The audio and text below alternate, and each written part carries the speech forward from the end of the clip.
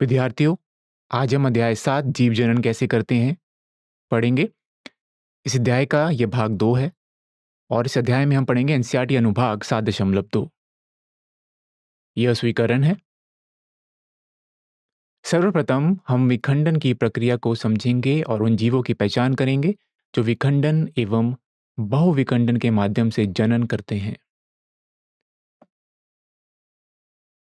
इसके पश्चात हम अलैंगिक जनन की एक विधि के रूप में खंडन पर चर्चा करेंगे और इस पद्धति का उपयोग करने वाले जीवों को पहचानेंगे। फिर हम पुनर्जनन की अवधारणा का परीक्षण करेंगे और अलैंगिक जनन के अन्य रूपों से इसका अंतर स्पष्ट करेंगे। तदुपरांत हम मुकुलन की प्रक्रिया का विश्लेषण करेंगे और इन जीवों की पहचान करेंगे जो इस विधि द्वारा जनन करते हैं। अगले चरण में हम कायिक प्रवर्धन का अन्वेषण करेंगे और वर्णन करेंगे कि पादपों के विभिन्न अंगों के माध्यम से उनमें यह प्रक्रिया कैसे संपन्न होती है। अंत में हम जनन की एक रणनीति के रूप में बीजाणु समासंध पर चर्चा करेंगे और उन जीवों की पहचान करेंगे जो बीजाणुओं द्वारा जनन करते हैं। यह आजकल के सत्र की विषय सूची है। हम एनसीईआरटी अनुभाग 7.2 में वर्णित एकल जीवों द्वारा अपनाई जाने वाले जनन की विधियों के अन्वेषण के साथ शुरुआत करेंगे। इसके पश्चात हम एनसीईआरटी अनुभाग 7.2 के अंतर्गत विखंडन की विस्तृत प्रक्रिया पर चर्चा करेंगे, जिसमें द्विखंडन और बहुविखंडन दोनों सम्मिलित हैं। अगले चरण में हम एनसीईआरटी अनुभाग 7.2 में खंडन की कार्यप्रणाली का परीक्षण करेंगे और उन विशिष्ट जीवों की पहचान करेंगे जो इस विधि का उपयोग करते हैं। तदुपरांत हम एनसीईआरटी अनुभाग 7.2 के अनुसार पुनर्जनन की जैविक अवधारणा और अन्य जनन विधियों से इनके अंतर का अध्ययन करेंगे। फिर हम एनसीईआरटी अनुभाग 7.2.4 में मुकुलन की प्रक्रिया और जनक के शरीर के से विकसित होने वाली नई संतति का विश्लेषण करेंगे।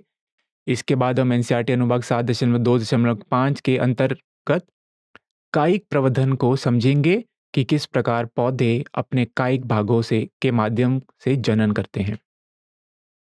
हम एनसीईआरटी अनुभाग 7.2.6 में विस्तृत बीजाणु समासंध की विशिष्ट जनन रणनीति पर भी चर्चा करेंगे। तत्पश्चात हम आज चर्चा में अलैंगिक जनन की भी सभी विधियों के एक व्यापक सारांश के साथ मुख्य सिद्धांत को समाप्त करेंगे।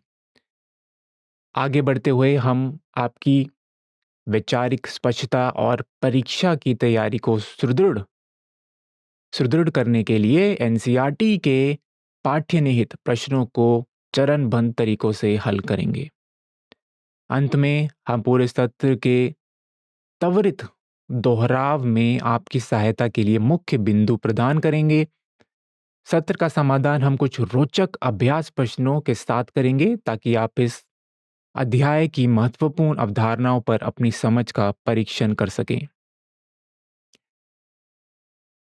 विखंडन एक कोशिकीय जीवों में होने वाली अलैंगिक जनन की सबसे सरल और प्राथमिक विधि है।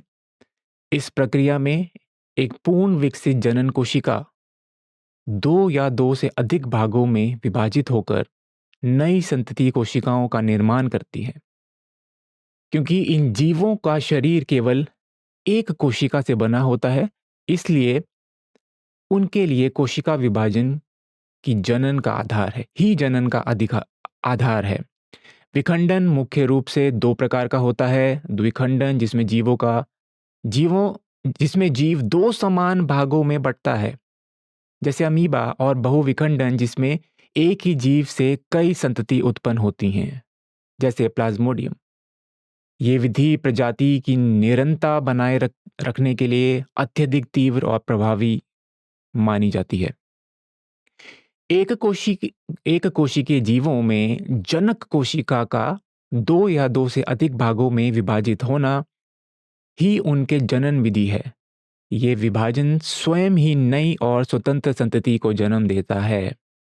विखंडन केवल एक ही प्रकार तक सीमित नहीं है।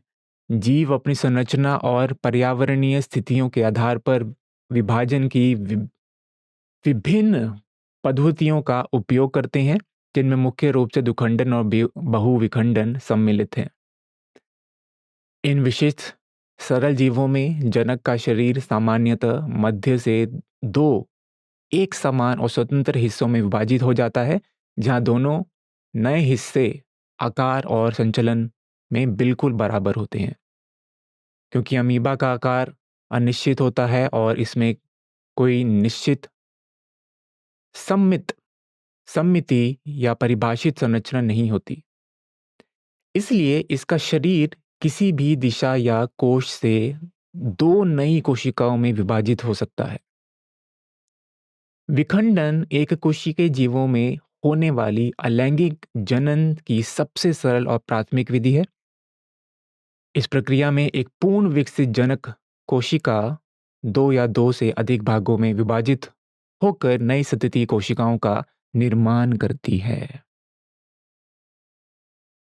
हम विखंडन की प्रक्रिया पर अपनी चर्चा जारी रखेंगे। लीशमेनिया जैसे एक कोशिकीय जीवों की शारीरिक संरचना अमीबा की तुलना में अधिक व्यवस्थित और संगठित होती है, जिसके शरीर के एक छोर पर चाबुक के समान लंबी कशाभिका जैसे विशिष्ट संरचना पाई जाती है। क्योंकि लीशमेनिया का शरीर एक निश्चित संरचनात्मक ढांचे में होता है, इसलिए इसमें द्विखंडन की प्रक्रिया अमीबा की भांति किसी भी दिशा या समतल से नहीं हो सकती, बल्कि इसमें कोशिका का विभाजन सदैव उस चाबुक जैसी संरचना के सापेक्ष एक निर्धारित और निश्चित अक्ष पर ही संपत्र होता है। मलेरिया फैलाने वाला सूक्ष्म जीव प्लाज्मोडियम बहुविखंडन की विधि अपनाता है, जिसमें एक सुरक्षात्मक आवरण के भीतर जनक कोशिका का केंद्रक कई छोटे भागों में विभाजित होता है और अनुकूल परिस्थिति आने पर एक साथ कई संतति कोशिकाओं को मुक्त करता है। खमीर में जनन की प्रक्रिया विखंडन से भिन्न होती है। इसमें जनक कोशिका के शरीर पर एक छोटा बाह्य उभार का मुकुल विकसित होता है, जो धीरे धीरे आकार में बढ़ता है और अंततः जनक से पृथक होकर एक पूर्णतः नए और स्वतंत्र जीव के रूप में अपनी वृद्धि पूर्ण करता है।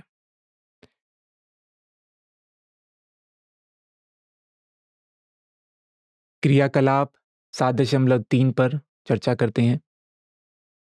सूक्ष्मदर्शी की सहायता से अमीबा की एक स्थायी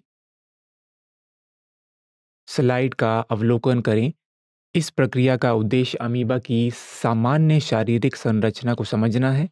सूक्ष्मदर्शी से देखने पर आपको एक अनिश्चित आकार वाली एकल कोशिका दिखाई देगी, जिसमें एक स्पष्ट केंद्रक और कोशिका द्रव्य उपस्थित होता है। इसी प्रकार द्विखंडन दर्शाने वाली अमीबा की एक अन्य स्थायी स्लाइड का अवलोकन करें। इस चरण में आप जनन की प्रक्रिया में संलग्न अमीबा का अध्ययन करेंगे। इस स्लाइड में आपको अमीबा का शरीर और उसका केंद्रक खींचकर लंबा होता हुआ दिखाई देगा, जिससे यह स्पष्ट होता है कि कोशिका दो भागों में विभाजित होने पर अवस्था में है। अब दोनों स्लाइडों से प्राप्त प्रश्नों की आपस में तुलना करें। दोनों स्लाइडों की तुलना करने पर आप ये पाएंगे कि प्रथम स्लाइड में जीव अपनी विश्राम अवस्था में है, जबकि द्वितीय स्लाइड में कोशिका विभाजन के विभिन्न चरण स्पष्ट दिखाई देते हैं।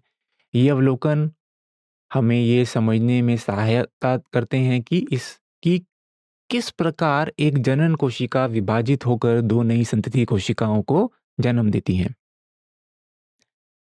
आइए अब क्रियाकलाप के उद्देश्य को समझते हैं। एक सामान्य अमीबा की संरचना का अवलोकन करना और उसकी तुलना द्विखंडन की प्रक्रिया से गुजर रहे अमीबा से करना। हम निम्नलिखित सामग्रियों की आवश्यकता होगी। संयुक्त सूक्ष्मदर्शी अमीबा की स्थायी स्लाइड, द्विखंडन दर्शाने वाली अमीबा की स्थायी स्लाइड, लेंस साफ करने वाला कागज जिसको लेंस पेपर भी कहते हैं, और ब्रश। आइए चरणबद्ध प्रक्रिया को देखते हैं। लेंस साफ करने वाला कागज की सहायता से सूक्ष्मदर्शी के लेंस को सावधानीपूर्वक साफ करें। सामान्य अमीबा की स्लाइड को सूक्ष्मदर्शी के मंच पर रखें। इसका अवलोकन पहले अल्प शक्ति यानी कि लो पावर और फिर उच्च शक्ति यानी कि हाई पावर वाले लेंस से करें। यही प्रक्रिया द्विखंडन दर्शाने वाली स्लाइड के साथ दोहराएं। दोनों अवलोकनों के आधार पर अपनी पुस्तिकाओं में नामांकित चित्र बनाएं। आइए अवलोकनों का पर एक नज़र डालते हैं। सूक्ष्मदर्शी से देखने पर एक सामान्य अमीबा अनिश्चित आकार की एक एकल कोशिका के रूप में दिखाई देता है, जिसका आकार कूटपाद के कारण लगातार बदलता रहता है। कोशिका के मध्य में एक स्पष्ट केंद्रक स्थित होता है, जिसके भीतर एक छोटी सघन केंद्रिका पाई जाती है। ये संरचना दर्शाती है कि जीव अपनी सामान्य अवस्था में है और अभी विभाजन की प्रक्रिया शुरू नहीं हुई है। द्विखंडन की प्रक्रिया के दौरान अमीबा का शरीर खींचकर लंबा हो जाता है और कोशिका के भीतर दो स्पष्ट केंद्रक दिखाई देने लगते हैं। कोशिका के मध्य भाग में एक गहरा सिंचाव या संकुचन बनने लगता है, जिससे कोशिका विभाजन की प्रक्रिया स्पष्ट रूप से दिखाई देती है।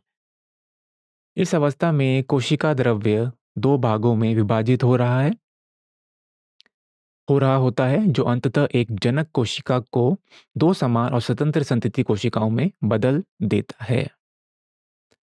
आइए निष्कर्ष का अवलोकन करते हैं।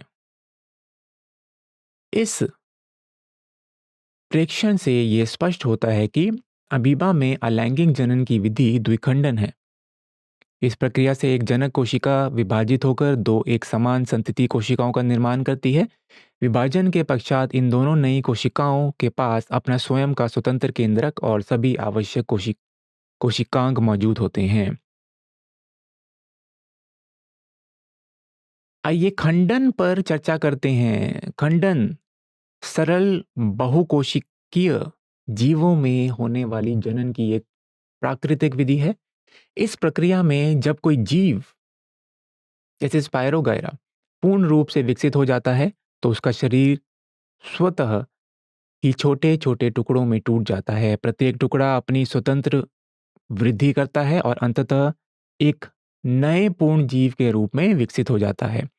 ये विधि उन जीवों के लिए सबसे प्रभावी है जिनका शारीरिक संगठन सरल होता है और जिनमें विशेष अंगों का अभाव होता है। स्पायरोगैरा एक बहुकोशीय शैवाल है जो मुख्य रूप से खंडन की विधि द्वारा जनन करता है। पूर्ण रूप से विकसित होने के पश्चात ये जीव प्राकृतिक रूप से छोटे छोटे टुकड़ों में विभाजित हो जाता है। इस प्रक्रिया में जीव का प्रत्येक टूटा हुआ टुकड़ा अपनी वृद्धि स्वयं करता है और अंततः एक पूर्णतः नए और स्वतंत्र जीव का रूप ले लेता है, जिससे जीव की संख्या में वृद्धि होती है। सभी बहुकोशिकीय जीवों के लिए केवल सरल कोशिका विभाजन द्वारा जनन करना संभव नहीं है, क्योंकि उनकी संरचना केवल कोशिकाओं का समूह मात्र नहीं होती, बल्कि उनमें श्रम का विभाजन होता है। उच्च श्रेणी के बहुकोशिकीय जीवों में विशिष्ट कोशिकाएं पाई जाती हैं जो एक समान कार्य करने के लिए संगठित होकर ऊतकों का निर्माण करती हैं, और ये ऊतक एक विशेष कार्य के लिए ही बने होते हैं। ये ऊतक शरीर के लिए निश्चित और विशिष्ट स्थान पर अंग बनाते हैं। शरीर के इस व्यवस्थित ढांचे के कारण किसी एक अंग की कोशिका पूरे शरीर के सभी अंगों को दोबारा नहीं बना सकती। शारीरिक संरचना जितनी जटिल होगी, उसे विकसित करने के लिए उतनी ही जटिल जनन प्रक्रिया की आवश्यकता होगी, ताकि शरीर के सभी अंगों और प्रणालियों को सही क्रम से व्यवस्थित किया जा सके। खंडन जैसी सरल जनन विधियां केवल उन्हीं जीवों में सफल होती हैं जिनका शारीरिक संगठन बहुत सरल होता है, जहां अधिकांश कोशिकाएं एक जैसी होती हैं और उनमें कोई विशेष अंग तंत्र विकसित नहीं होता। इस चित्र में आप खंडन की प्रक्रिया देख सकते हैं। आइए क्रियाकलाप सादृश्य नंबर 4 पर विस्तार से चर्चा करें। किसी झील या तालाब से ऐसा जल एकत्रित करें जो गहरा हरा दिखाई देता है और जिसमें तंतु में संरचनाएं हों। इस स्लाइड पर इन तंतुओं में से एक या दो को रखें। इन तंतुओं पर ग्लिसरीन की एक बूंद डालें और इसे कवर स्लिप से ढक दें। सूक्ष्मदर्शी की सहायता से स्लाइड का अवलोकन करें। क्या आप स्पायरोगारा में तंतुओं में विभिन्न ऊतकों की पहचान कर सकते हैं? आइए उद्देश्यों को देखते हैं। सूक्ष्मदर्शी की सहायता से स्पायरोगारा के तंतुओं का अवलोकन करना और उनके भीतर विभिन्न ऊतकों की पहचान करना। इस प्रयोग के लिए आवश्यक सामग्रियों में एक सूक्ष्मदर्शी, कांच की स्लाइड और कवर स्लिप, ग्लिसरीन, तालाब या झील के जल का नमूना और एक बिंदुक सम्मिलित है, जिनकी सहायता से स्पायरोगारा के तंतुओं का सूक्ष्म निरीक्षण किया जाता है। आइए इस प्रक्रिया का चरण दर चरण अवलोकन करते हैं। किसी निकटतम तालाब या झील से ठहरे हुए हरे जल का नमूना एकत्रित करें। बिंदुक या ब्रश की सहायता से स्पायरोगारा में कुछ तंतुओं को एक स्वच्छ कांच की स्लाइड पर रखें। तंतुओं पर ग्लिसरीन की एक बूंद डालें ताकि वे सूखे नहीं और सूक्ष्मदर्शी में स्पष्ट दिखाई दें। नमूनों के ऊपर सावधानीपूर्वक एक कवर स्लिप रखें, ये सुनिश्चित करते हुए कि भीतर हवा के बुलबुले ना रहें। स्लाइड को सूक्ष्मदर्शी के मंच पर रखें और पहले अल्प शक्ति तथा फिर उच्च शक्ति पर तंतुओं का अवलोकन करें। आइए टेक्सचरों पर अवलोकन करते हैं। सूक्ष्मदर्शी के नीचे देखने पर स्पायरोगारा हरे रंग के अत्यंत महीन रेशमी धागों के समान तंतुमय संरचना के रूप में दिखाई देता है, जो इसकी बहुकोशिकीय प्रकृति को दर्शाता है। प्रत्येक कोशिका के भीतर प्रकाश संश्लेषण करने वाला क्लोरोप्लास्ट एक विशेष सर्पिल रूप में व्यवस्थित होता है, जो कोशिका के चारों ओर रिबन की भांति लिपटे हुए प्रतीत होता है और इसे अन्य वैशालों से भिन्न बनाता है और इसे अन्य शैवालों से भिन्न बनाता है। स्पायरोगैरा की शारीरिक बनावट बेलनकार कोशिकाओं की एक कतार जैसी होती है, जहां कोशिकाएं एक दूसरे के सिरों पर क्रमबद्ध तरीकों से जुड़ी होती है, ताकि एक अटूट लंबी श्रृंखला का तंतु बना सके। उच्च क्षमता वाले लेंस से देखने पर प्रत्येक कोशिका की सुरक्षात्मक कोशिका भित्ति, उसके भीतर उपस्थित तरल कोशिका द्रव्य और जीवन क्रियाओं को संचालन करने वाला मुख्य केंद्रक स्पष्ट रूप से दृश्यमान होता है। आइए निष्कर्ष को देखते हैं। पुनरुद्भवन पर चर्चा करते हैं। पूर्ण रूप से विकसित और विभेदित जीव, जिनके शरीर में विशिष्ट कार्यों के लिए विशेष अंग और कोशिकाएं होती हैं, उनमें शरीर के किसी भी भाग से एक नया और संपूर्ण जीव उत्पन्न करने की प्राकृतिक क्षमता होती है। यदि इस जीवों का शरीर किसी बाह्य कारण या दुर्घटना के कई कई टुकड़ों में कट या टूट जाता है, तो ये टुकड़े नष्ट नहीं होते, बल्कि इनमें से प्रत्येक टुकड़ा अपनी खोई हुई संरचनाओं को दोबारा विकसित करके एक पूर्ण और स्वतंत्र जीव में बदल जाता है। हाइड्रा और प्लनेरिया जैसे सरल बहुकोशिकीय जीव इसके सर्वश्रेष्ठ उदाहरण हैं। यदि एक प्लनेरिया को कोई छोटे-छोटे खंडों में विभाजित कर दिया जाए, तो प्रत्येक खंड के पास ये जानकारी और शक्ति होती है कि ये शेष शरीर के सभी अंगों को पुनः विकसित कर ले। शरीर के किसी टूटे या कटे हुए हिस्से में से संपूर्ण शरीर का निर्माण करने की इस असाधारण जैविक प्रक्रिया को ही हम पुनरुद्भवन कहते हैं, जो मुख्य रूप से विशिष्ट कोशिकाओं के सक्रिय विभाजन पर निर्भर करती है। ये प्रक्रिया विशिष्ट कोशिकाओं द्वारा संचालित होती है, जो बहुत तेजी से विभाजित होकर कोशिकाओं का एक बड़ा समूह बनाती है और फिर एक व्यवस्थित क्रम में विभिन्न प्रकारों के ऊतकों को अंगों में विकसित हो जाती है। हम पुनर्जनन पर अपनी चर्चा जारी रखेंगे। देखिए, जो प्रक्रिया है ये सामान्य कोशिकाओं के बजाय शरीर में उपस्थित कुछ विशिष्ट कोशिकाओं द्वारा संचालित होती है, जिनमें पूरे शरीर या किसी अंग को पुनर्जीवित करने की अद्भुत क्षमता होती है। जैसे ही जीव का शरीर खंडित होता है, ये विशिष्ट कोशिकाएं अत्यंत तीव्र गति से प्रचुरोद्रवण करने लगती हैं, जिससे बहुत ही कम समय में कोशिकाओं का एक बड़ा समूह या पुंज बनकर तैयार हो जाता है। कोशिकाओं के इस समूह में धीरे-धीरे विभेदीकरण की प्रक्रिया से, जिसके अंतर्गत कोशिकाएं अपनी संरचना बदलकर विभिन्न विशिष्ट कोशिका प्रकारों और ऊतकों का निर्माण करती हैं। कोशिकाओं में होने वाले ये क्रमिक परिवर्तन एक अत्यंत सटीक और संगठन अनुक्रमण से संपन्न होते हैं। जैसे विकास जिसे विकास कहा जाता है, ये सुनिश्चित करता है कि नया जीव अपने जनक से बिल्कुल समान और अलग हो। पुनरुद्भवन का सामान्य जनन से अलग माना जाता है।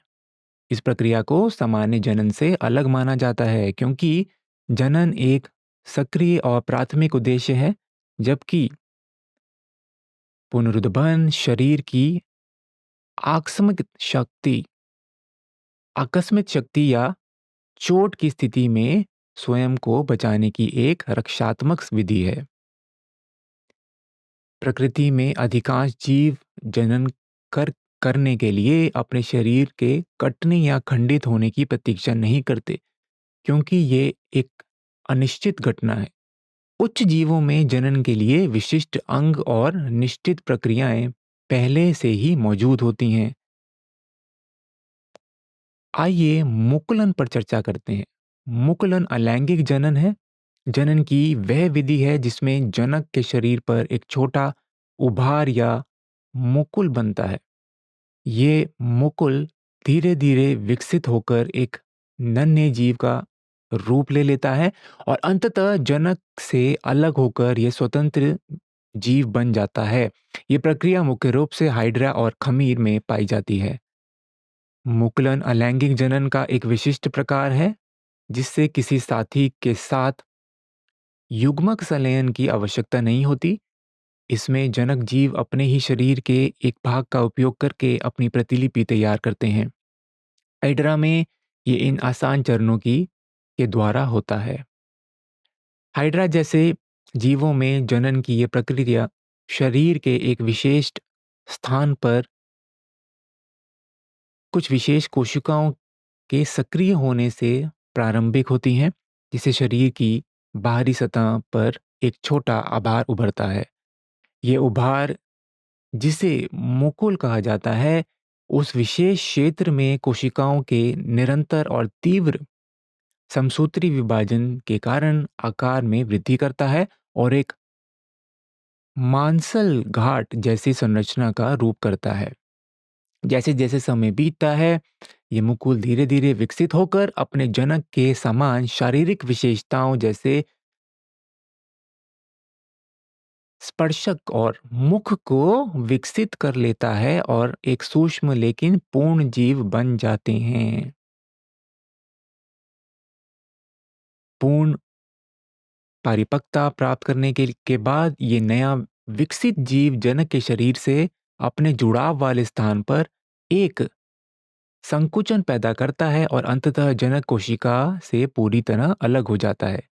जनक से अलग होने के पश्चात ये नन्हा जीव एक स्वतंत्र और आत्मनिर्भर जीव के रूप में जलीय वातावरण में अपनी वृद्धि जारी रखता है और आगे चलकर स्वयं जनन करने करने योग्य बन जाता है। आइए कायिक प्रवर्धन पर चर्चा करें। कायिक प्रवर्तन अलैंगिक जनन की ये विधि है जिसमें एक नए पौधे बीजों के बजाय पौधों के कायिक अंगों जैसे जड़, तना या पत्तियों से उगाए जाते हैं। इस विधि से तैयार पौधे आनुवांशिक रूप से अपने जनक के समान होते हैं और इनमें फूल व फल जल्दी होते हैं। ये तकनीक विशेष रूप से केला, गुलाब और गन्ने जैसे पौधों के लिए अत्यंत उपयोगी है। जटिल जंतुओं के विपरीत पौधों के पास ये विशेष गुण होता है कि वे अपने कायिक अंगों जैसे जड़, तना और पत्तियों का उपयोग करके अनुकूल परिस्थितियों में एक पूर्णतः नया पौधा विकसित कर सकते हैं। जनन की इस विधि को कायिक प्रवर्धन इसलिए कहा जाता है क्योंकि इसमें बीजों या लैंगिक अंगों के बजाय पौधों की वानस्पतिक संरचनाओं का उपयोग किया जाता है, जिससे उत्पन्न संतति आनुवंशिक रूप से जनक के समान होती है।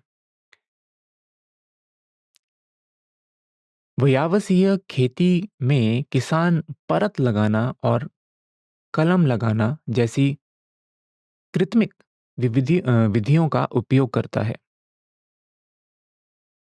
जिससे वे एक ही पौधे से कम समय में और बिना बीज के हजारों नए पौधे तैयार कर पाता है। गन्ना उगाने के लिए इसके तने में उन हिस्सों का उपयोग किया जाता है जिनमें कलिकाएं होती हैं। इन खंडों को मिट्टी में रोपने पर वे तेजी से एक नए गन्ने के पौधे में बदल जाते हैं। गुलाब के पौधे में इस विधि का सर्वाधिक उपयोग होता है, जहां एक स्वस्थ टहनी को काटकर मिट्टी में लगाया जाता है, जो कुछ ही हफ्तों में अपनी जड़ें विकसित कर एक स्वतंत्र पौधा बन जाते हैं। अंगूरों की बेलों को अक्सर परत विधि द्वारा फैलाया जाता है, जिसमें बैल के एक हिस्से को मिट्टी में दबा दिया जाता है ताकि वे नई जड़ें निकाल सकें, जिससे फसल की गुणवत्ता और स्वाद बना रहे। कायिक प्रवर्तन उन पौधों के लिए वरदान है जो बीज उत्पन्न करने की शक्ति खो चुके हैं, जैसे कि केला, संतरा और चमेली। साथ ही इस विधि से उगाए गए पौधों में बीज से उगाए गए पौधों की तुलना में फूल और फल जल्दी आते हैं।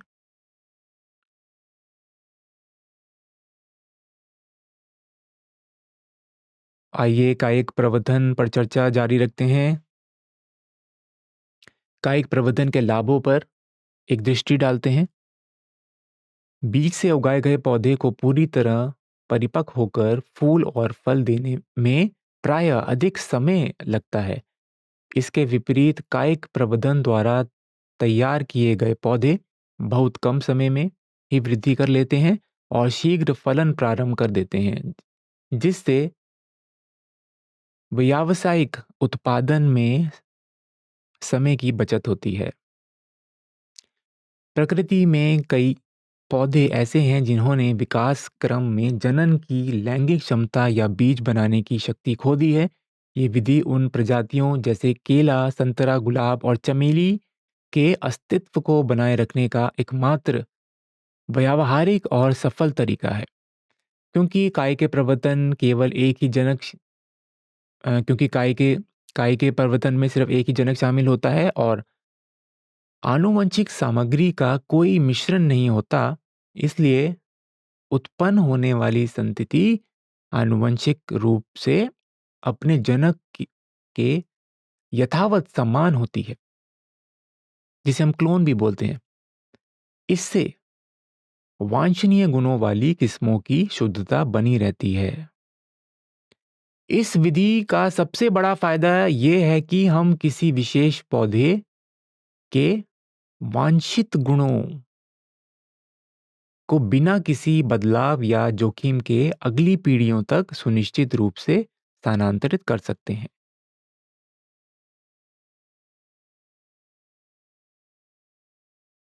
देखिए, प्रारंभ करते हुए एक आलू लें और उसकी बाहरी सतह का सूक्ष्मता से निरीक्षित करें ताकि उसकी प्राकृतिक बनावट को समझ समझ सकें। अवलोकन के दौरान ये देखें कि क्या आलू पर कुछ छोटे गड्ढे या निशान दिखाई देते हैं, जिन्हें वैज्ञानिक रूप से कलिका या सामान्य भाषा में आँख कहा जाता है। आलू को छोटे-छोटे टुकड़ों में इस प्रकार काटें कि कुछ खंडों में वे कलिकाएँ स्पष्ट रूप से मौजूद हों और कुछ टुकड़ों में ये पूरी तरह सपाट हो। एक ट्रे में रुई की एक परत बिछाएँ और उस पर पर्याप्त पानी छिड़कें और उस पे पानी छिड़क कर उसे पूरी तरह नम कर लें। तैयार किए गए आलू के सभी टुकड़ों को इस गीली रुई पर उचित अंतरकाल के साथ व्यवस्थित रूप से रखें। कलिका युक्त टुकड़ों के स्थान को विशेष रूप से चिह्नित करें ताकि बाद में उनके विकास की सटीक पहचान हो सके। आने वाले कुछ दिनों तक इन टुकड़ों में होने वाले परिवर्तनों का निरंतर अवलोकन करें और उसके विकास की प्रगति को नोट करें। अंकुरण की प्रक्रिया को सक्रिय रखने के लिए ये सुनिश्चित करना अत्यंत आवश्यक है कि रुई में निरंतर नमी बनी रहे और उसे सूखने ना दिया जाए। अंत में ये पहचानने की केवल वे ही टुकड़े ताजी हरी टहनियों और जड़ों को जन्म देते हैं जिनमें कलिका उपस्थित होती है, जो कायीय प्रवर्धन की अनिवार्यता को सिद्ध करता है। तो उन्हीं टुकड़ों में आप देखिए, यहाँ पे टहनियाँ और जड़ें जन्म लेंगी जिसमें कलिका हैं। हम क्रियाकलाप 7.5 की चर्चा जारी रखेंगे। इस क्रियाकलाप का मुख्य उद्देश्य ये सिद्ध करना है कि आलू में काई के प्रवर्धन के माध्यम से नया पौधा विकसित होने के लिए उनकी कलिकाओं की उपस्थिति अनिवार्य है। ये प्रयोग स्पष्ट करता है कि आलू के केवल वे ही टुकड़े अंकुरित होकर ताजी टहनियों और जड़ों में को जन्म देते हैं या जन्म दे सकते हैं जिनमें ये कलिकाएं मौजूद होती हैं, जबकि बिना कलिका वाले टुकड़े नया पौधा बनाने में असक्षम होते हैं। इस प्रक्रिया का संपन्न इस प्रक्रिया को संपन्न करने के लिए एक आलू, रुई, एक ट्रे, जल चाकू टुकड़ों का टुकड़ों को चिह्नित करने के लिए मार्कर जैसे आवश्यक सामग्रियों की आवश्यकता होती है। इन वस्तुओं के उपयोग से हम आलू के विभिन्न खंडों में होने वाली परिवर्तनों का एक सटीक तुलनात्मक अध्ययन सुनिश्चित करते हैं। आइए इस प्रक्रिया में विभिन्न चरणों का अवलोकन करते हैं। आलू को छोटे-छोटे टुकड़ों में इस प्रकार काटें कि कुछ खंडों में कलिकाएँ मौजूद हों और कुछ टुकड़े पूरी तरह कलिका रहित हों। प्रयोग हेतु एक ट्रे में गीली रुई की एक समान परत बिछाएं। आलू के सभी तैयार टुकड़ों को इस नम रुई पर उचित दूरी के साथ व्यवस्थित रूप में रखें।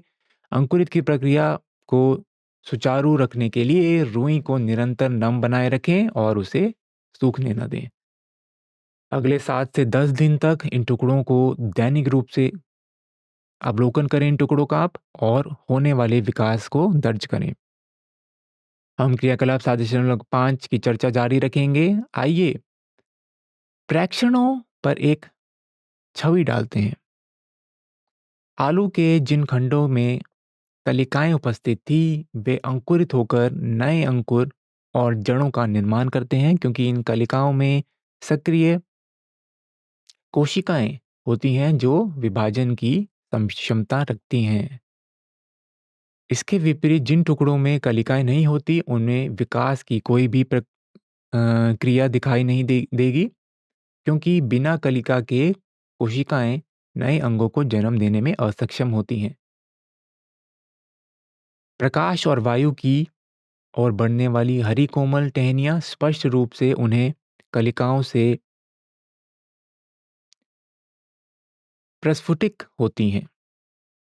तो ये दर्शाता है कि आलू का ये हिस्सा ही वास्तव में एक नए पौधे का भविष्य बनाता है, यानी कि कलिकाओं से ही जो है वो पौधा बनेगा।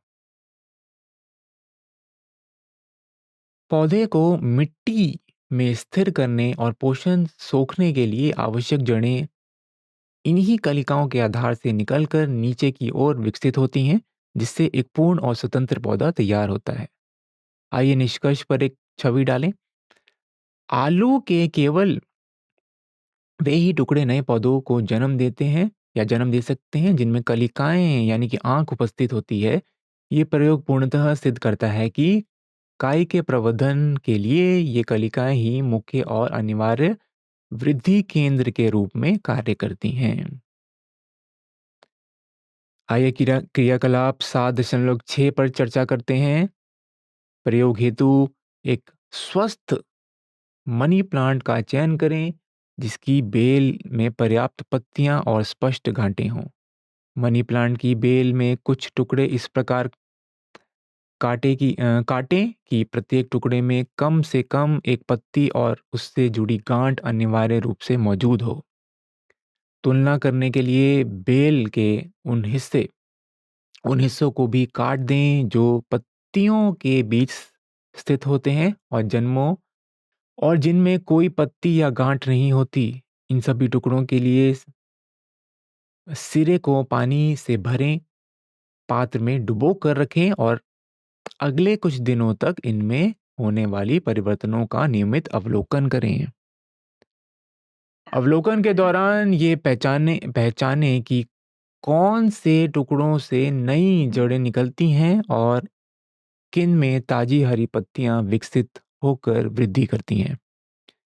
अपने प्रेक्षणों के आधार पर ये निष्कर्ष निकालें कि क्या मनी प्लांट के विकास के लिए तने पर गांठ और कलिका की उपस्थिति आवश्यक है।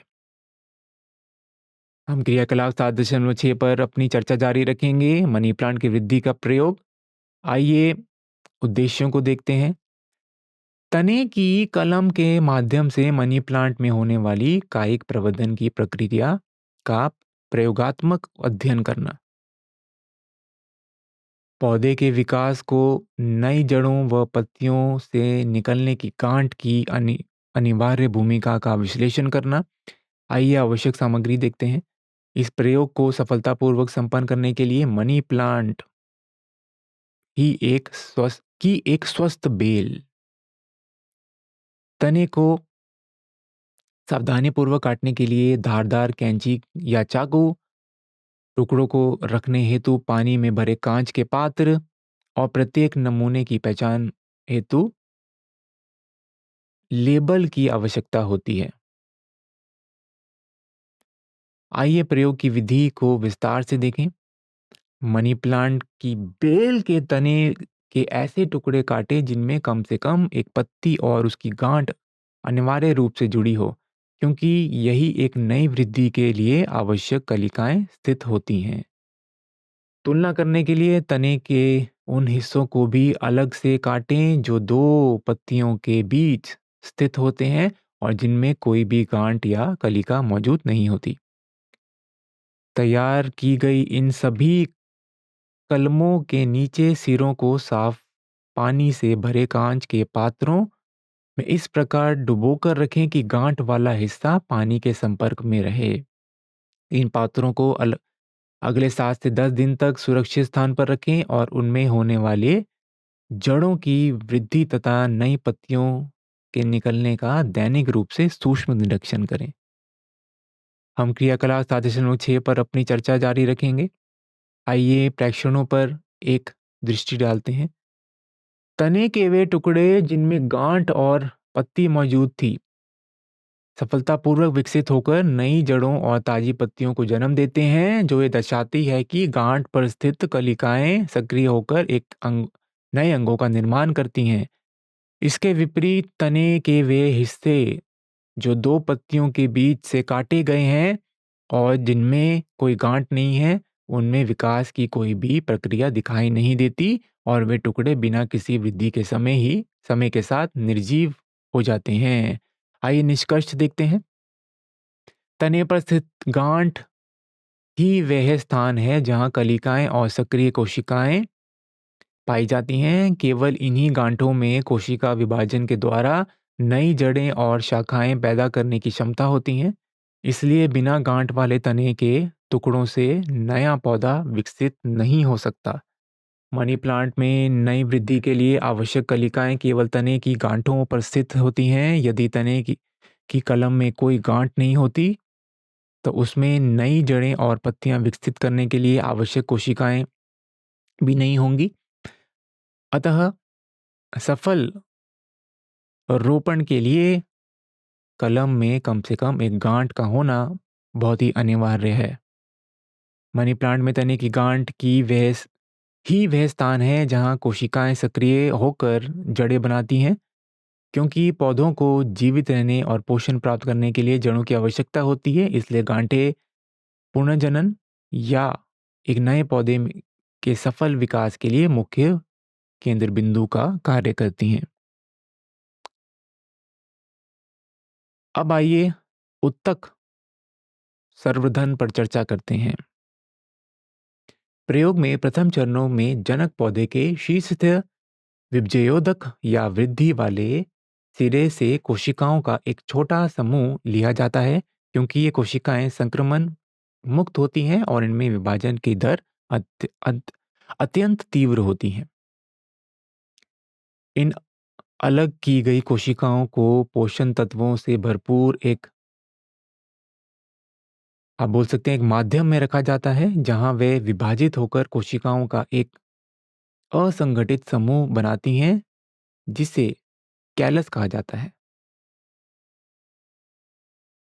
इस निर्मित कैलस को सावधानीपूर्वक एक हार्मोन युक्त माध्यम में स्थानांतरित किया जाता है, जहां ऑक्सीजन और साइटोकाइनिन जैसे पदार्थ हार्मोन कोशिका विभेदीकरण को सक्रिय करते हैं, जिससे इन नन्हे पौधों में जड़ें और तनों का विकास होता है।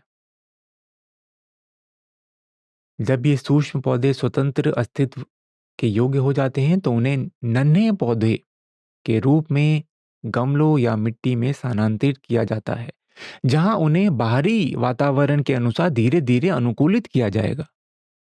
इस तकनीक का सबसे क्रांतिकारी लाभ ये है कि एक बहुत ही छोटी उत्तक खंड से नियंत्रित और जीवाणु रहित वातावरण में हजारों रोगमुक्त पौधे का व्यावसायिक उत्पादन अत्यंत कम समय और स्थान में संभव हो जाता है। उत्तक संदर्भ की ये तकनीक वर्तमान में सजावटी पौधों से बड़े पैमानों पर व्यावसायिक उत्पादन के लिए अत्यंत लोकप्रिय और प्रभावी है। आइए बीजाणु समासन पर चर्चा करते हैं। रोटी मोल्ड, इसको राइजोपस बोलते हैं, के दो मुख्य भाग इस प्रकार हैं। इसको आप रोटी कवक भी बोल सकते हैं या रोटी की कवक। धागे जैसी संरचनाएं, ये ब्रेड या रोटी की सतह पर जाल की तरह फैली सफेद तंतुमय संरचनाएं होती हैं, जिनका मुख्य कार्य भोज्य पदार्थ से पोषण खोजना या सोखना और कवक को आधार प्रदान करना होता है। डंठल पर गोल घुंटी जैसे संरचनाएं, ये धागों के शीर्ष पर स्थित सूक्ष्म गोल संरचनाएं होती हैं, जिनका उपयोग मुख्य रूप से जनन के लिए किया जाता है, क्योंकि इनके भीतर एक कवक बनाने वाले बीजाणु विकसित होते हैं। बीजाणुधानी में बीजाणु होते हैं। ये सूक्ष्म जनन कोशिकाएं होती हैं, जिनके चारों ओर एक मोटी सुरक्षात्मक भित्ति पाई जाती है। ये भित्ति उन्हें प्रतिकूल परिस्थितियों में तब तक सुरक्षित रखती हैं जब तक उन्हें विकास के लिए सही वातावरण नहीं मिल जाता। हवा में तैरते हुए ये बीजाणु जैसे ही किसी नम रोटी या अन्य अनुकूल सतह पर गिरते हैं, वैसे ही वे अपनी सुरक्षात्मक परत से बाहर निकलकर अंकुरित हो जाते हैं और एक नए कवक जाल के रूप में विकसित होने लगते हैं। यह लैंगिक जनन है, क्योंकि राइजोपस में जनन की प्रक्रिया शुरू करने के लिए नर या मादा जनक की आवश्यकता नहीं होती। एक ही जनक कवक अपने शरीर के भीतर बीजाणुओं का निर्माण करता है और नए जीवों को जन्म देता है। इस विधि में बनने वाली नई संतति आनुवंशिक और शारीरिक रूप से अपने मूल जनक के बिल्कुल समान होती है, क्योंकि यहाँ युग्मकों का संलयन नहीं होता।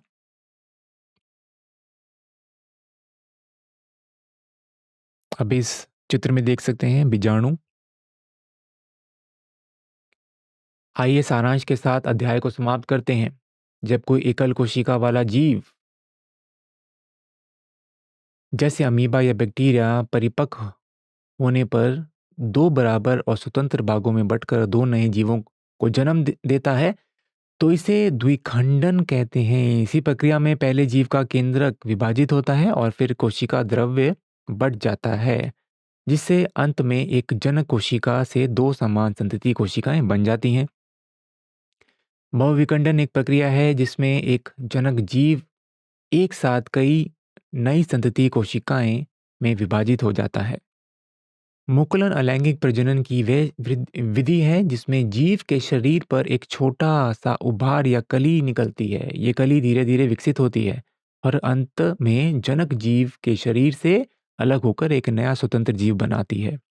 एक कोशिकीय जीव साधारण कोशिका विभाजन द्वारा प्रजनन करते हैं, क्योंकि उसका पूरा शरीर केवल एक कोशिका से बना होता है।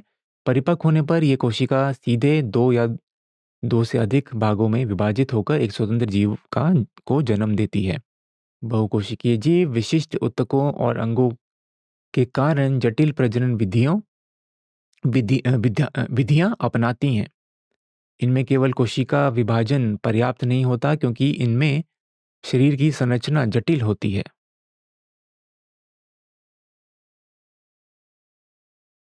पुनरुद्रवन की प्रक्रिया है जिसमें प्लनेरिया जैसे जीवों के शरीर का कोई काटा हुआ हिस्सा पुनः विकसित होकर एक पूर्ण जीव बन जाता है। इसको पुनर्जनन भी कहते हैं।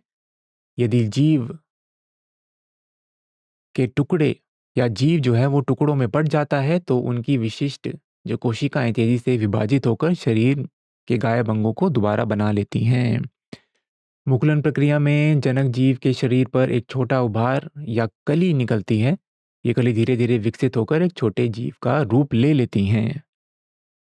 काई के प्रवर्धन के माध्यम से पौधे के जड़, तने या पत्तियों जैसे वनस्पतिक भागों से नया पौधा विकसित होता है। इससे बीज की आवश्यकता नहीं होती। जैसे आलू के तने या गुलाब की टहनी से नया पौधा तैयार हो सकता है।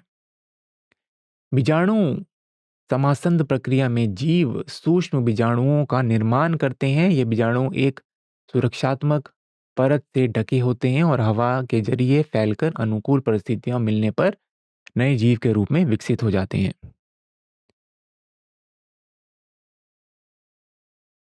अब कुछ प्रश्न हम समझते हैं। देखिए, ये प्रश्न संख्या 1 है। प्रश्न है कि द्विखंडन बहुखंडन से किस प्रकार विभिन्न है। आइए समाधान पर चर्चा करते हैं। देखिए, द्विखंडन और बहुविखंडन के बीच मुख्य अंतर उनकी परिभाषा, प्रक्रिया और ऊर्जा आवश्यकताओं में निहित है। द्विखंडन एक सरल प्रक्रिया है जिनमें एक जनक कोशिका एक जनक कोशिका का विभाजन केवल एक बार होता है, जिससे दो समान स्थिति कोशिकाएं बनती हैं। इसमें गुणसूत्रों का एकल प्रतिकृत होता है, जिसके परिणामस्वरूप संतति कोशिकाएं जनक के आकार की लगभग आधी होती हैं। ये आमतौर पर बैक्टीरिया, प्रोकैरियोट्स और पैरामीशियम जैसे जीवों में कम ऊर्जा की आवश्यकता के साथ होता है। इसके विपरीत बहुविखंडन एक जटिल प्रक्रिया है जिसमें एक जनक कोशिका के साथ कई संतति कोशिकाओं में विभाजन हो जाता है। इस प्रक्रिया में केंद्रक या विभाजक बार बार होता है। प्रक्रिया में केंद्रक का विभाजन बार बार होता है। साथ ही गुणसूत्रों की भी कई प्रतिकृतियां होती हैं। परिणाम स्वरूप बनने वाली संतति कोशिकाएं जनक कोशिका की तुलना में बहुत छोटी होती हैं। ये प्रक्रिया प्लाज्मोडियम, अमीबा, शैवाल और कुछ कवकों के में अधिक ऊर्जा की आवश्यकता के साथ होती है। ये प्रश्न संख्या 2 है। यदि कोई जीव बीजाणुओं के माध्यम से प्रजनन करता है, तो उसे क्या लाभ होता है? आइए समाधान पर चर्चा करते हैं। यदि कोई जीव बीजाणु के माध्यम से प्रजनन करता है तो उसके कई लाभ हैं। आइए बीजाणु निर्माण का लाभ देखते हैं। एक, बीजाणुधानी में एक ही बार एक बड़ी संख्या में बीजाणु उत्पन्न होते हैं। ये सुनिश्चित करता है कि जीवित रहने की संभावना बढ़ जाती है, क्योंकि भले ही कुछ बीजाणु नष्ट हो जाएं, फिर भी कई नए जीवों के रूप में विकसित हो सकते हैं। बीजाणु हवा द्वारा आसानी से दूर दूर तक वितरित हो जाते हैं। ये फैलाव स्थानीय स्तर पर संसाधनों के लिए होने वाली, आप बोल सकते हैं, प्रतिस्पर्धा से बचाता है। बीजाणु एक मोटी सुरक्षात्मक दीवारें या दीवार से ढके होते हैं। ये कठोर आवरण उनके प्रतिकूल पर्यावरणों या पर्यावरणीय परिस्थितियों, विशेषकर पानी की कमी या सूक्ष्मकता से बचाता है, जिससे वे अनुकूल परिस्थितियां आने तक निष्क्रिय रह सकते हैं। ये प्रश्न संख्या 3 है। क्या आप ऐसे कारणों के बारे में सोच सकते हैं कि अधिक जटिल जीव पुनर्जनन के माध्यम से नए जीवों को जन्म क्यों दे सकते हैं? आइए समाधान पर चर्चा करते हैं। सरल जीव जैसे कि हाइड्रा और प्लनेरिया, इनके बारे में बात करते हैं। ये जीव अपने शरीर से कटे हुए टुकड़ों से एक नए स्वतंत्र जीव पैदा कर सकते हैं। ये इसलिए संभव है क्योंकि इनके शरीर की बनावट सरल होती है और पूरे शरीर में एक ही प्रकार की कोशिकाएं होती हैं जो विभाजित होकर किसी भी अंग का रूप ले सकती हैं। इनमें पूर्ण पुनर्जनन की शक्ति होती है, जिससे शरीर का एक छोटा हिस्सा भी विकसित होकर एक संपूर्ण जीव बन जाते हैं। अब अगले विषय की ओर बढ़ते हैं, जिसमें हम जटिल जीवों के बारे में जानेंगे। जटिल जीवों का शरीर केवल कोशिकाओं का समूह नहीं होता, बल्कि इनमें कोशिकाओं से उत्तकों के अंग और अंगों से पूरी प्रणालियां बनती हैं। ये जीव केवल अपने शरीर के कुछ विशिष्ट हिस्सों की ही मरम्मत या पुनर्निर्माण कर सकते हैं, जैसे कि त्वचा, रक्त, मांसपेशियां। सरल जीवों के विपरीत जटिल जीवों का शरीर एक एकत्रित मशीन की तरह है, जहां सभी प्रणालियां एक दूसरे पर निर्भर होती हैं। यदि किसी जीव का एक हिस्सा अलग कर दिया जाए तो वे जीवित नहीं रह सकता, क्योंकि उसे काम करने के लिए संचार, पोषण और ऊर्जा के एक जटिल नेटवर्क की आवश्यकता होती है। ये प्रश्न संख्या 4 है। कुछ प्रकार के पौधों को उगाने के लिए कायिक प्रवर्धन का उपयोग क्यों किया जाता है? आइए समाधान पर चर्चा करते हैं। कायिक प्रवर्धन पौधों की यह क्षमता है जिसमें वे बीज के बिना ही अपने वानस्पतिक भागों जैसे पत्ती, तना या जड़ों के माध्यम से नए पौधे उत्पन्न कर सकते हैं। ये विधि उन पौधों के लिए प्रजनन का एकमात्र साधन है जो बीज उत्पन्न करने की क्षमता खो चुके हैं। व्यावसायिक स्तर पर खेती के लिए इस विधि का व्यापक उपयोग किया जाता है। गन्ना, अंगूर और गुलाब जैसे पौधों में बड़े पैमाने पर उत्पादन के लिए कृषि क्षेत्र में इसकी तकनीक को अपनाया जाता है। मुख्य बिंदु पे चर्चा करते हैं। द्विखंडन ये एक प्रक्रिया है जिसमें एकल कोशिका दो बराबर भागों में बढ़ जाती है। हमने बहुखंडन के बारे में भी पढ़ा। मुकुलन से जनक जीव के शरीर पर छोटे उभार निकलते हैं। एककोशीय प्रजनन जीवों में प्रजनन की प्रक्रिया केवल सरल कोशिका विभाजन के माध्यम से होती है। बहुकोशीय प्रजनन जीवों के शरीर की जटिल संरचना और विशेष कोशिकाओं ऊतकों के कारण प्रजनन प्रक्रिया को जटिल बना देती हैं, के कारण प्रजनन प्रक्रिया भी जटिल हो जाती है। पुनर्जनन के बारे में भी हमने चर्चा की। हाइड्रा में मुकुलन होता है। हाइड्रा एक नई जीव उसके शरीर पर निकलते हुए उभारों के रूप में विकसित होता है। हमने कायिकीय प्रवर्धन के बारे में भी चर्चा की। बीजाणु निर्माण के बारे में भी हमने पढ़ा, जो कि ब्रेड मोल्ड जैसे कि राइजोपस में होता है। कुछ रोचक प्रश्न पे हम चर्चा करते हैं। देखिए, पहला प्रश्न क्या है? आधुनिक क्लोनिंग तकनीकें प्राकृतिक अलैंगिक प्रजनन विधियों के से किस प्रकार समान हैं, इसके बारे में आपको चर्चा करनी है। जैविक और नैतिक दोनों पहलुओं पर विचार करते हुए समानताएं और विभिन्नताओं पर आप चर्चा करें। दूसरा प्रश्न है, द्विखंडन और बहुखंडन की तुलना करें और अंतर स्पष्ट करें।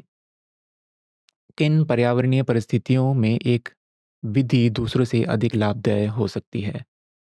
इसी के साथ हम इस भाग को यहीं समाप्त करते हैं। आप सबका बहुत बहुत धन्यवाद।